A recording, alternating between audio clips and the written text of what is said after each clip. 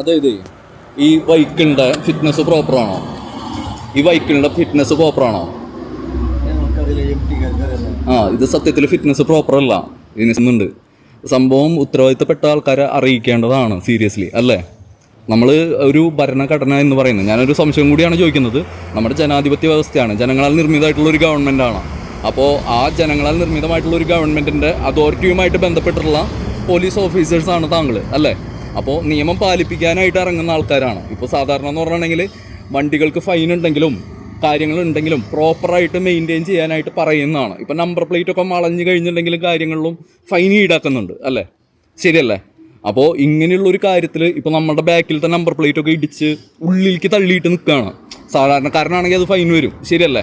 ഞാൻ പറയുന്നത് ശരിയല്ലേ? അപ്പോൾ നിയമം പാലിക്കേണ്ട ആൾക്കാർ നമ്മൾ റോട്ടിലൊക്കെ വണ്ടികൾ നിർത്തിയിട്ട് ജനങ്ങളുടെ ചെക്ക് ചെയ്യുന്നുണ്ട്.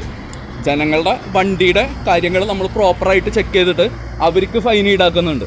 അതേ നിയമപാലകർ പാലിക്കാതിരിക്കുന്നത് തെറ്റല്ലേ? ശരിയല്ലേ? അറിയാം, നിങ്ങളല്ല ഉത്തരവാദികളെന്നറിയാം. പക്ഷെ ഡിപ്പാർട്ട്മെന്റ് ഇതിന്റെ ഒരു ഉത്തരവാദിത്വം ഇല്ലേ? തീർച്ചയായിട്ടും. അതായത് പ്രോപ്പർ ഫിറ്റ്നസ് ഇല്ല, സ്പീഡ് വയലേഷന്റെ ഭാഗമായിട്ട് ഫൈൻ ഉണ്ട്. പരാതിപ്പെടാന്ന് പറഞ്ഞിട്ടുണ്ടെങ്കിൽ ഇതിലെന്താ കാര്യം എന്ന് വെച്ച് കഴിഞ്ഞാൽ, നമ്മളിപ്പോൾ പോലീസ് സ്റ്റേഷനിലേക്ക് പോയിട്ട് ഞാൻ പരാതിപ്പെട്ടിട്ടുണ്ടായിരുന്നു. പക്ഷെ അവർ പരാതി എടുക്കുന്നില്ല.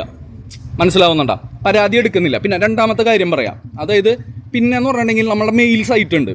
മെയിലിൽ നമ്മളത് അപ്ഡേറ്റ് ചെയ്ത് കഴിഞ്ഞു. പക്ഷെ മെയിലിൽ അപ്ഡേറ്റ് ചെയ്യുമ്പോൾ എന്തുണ്ടാവുന്നത്? മെയിലിൽ നമ്മളൊരു പ്രോപ്പറായിട്ട് ജെന്യുവിനായിട്ട് അത് ഫോളോ അപ്പ് ചെയ്യുന്നില്ല ഇപ്പോഴും.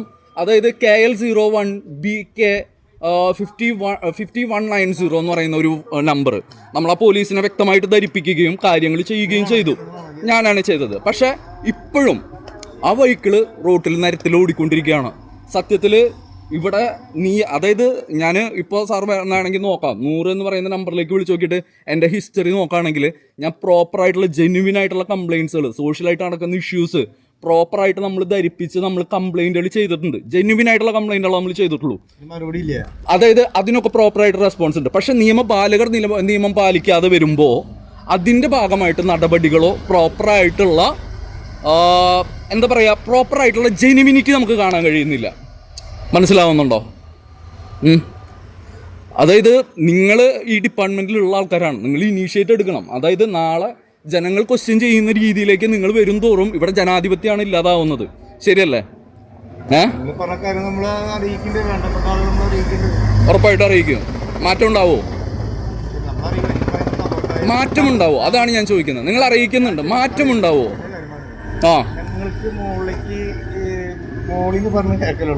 മനസ്സിലാവും. പക്ഷെ നിങ്ങൾ അറിയിക്കുമ്പോൾ ആ മുകളിലിരിക്കുന്ന ആൾക്കാർക്ക് ഒരു ജെന്യുവിനിറ്റി ചെയ്യുന്നില്ലല്ലോ. എന്താ ചെയ്യാൻ പറ്റും നമുക്കിവിടെ? ഓക്കെ.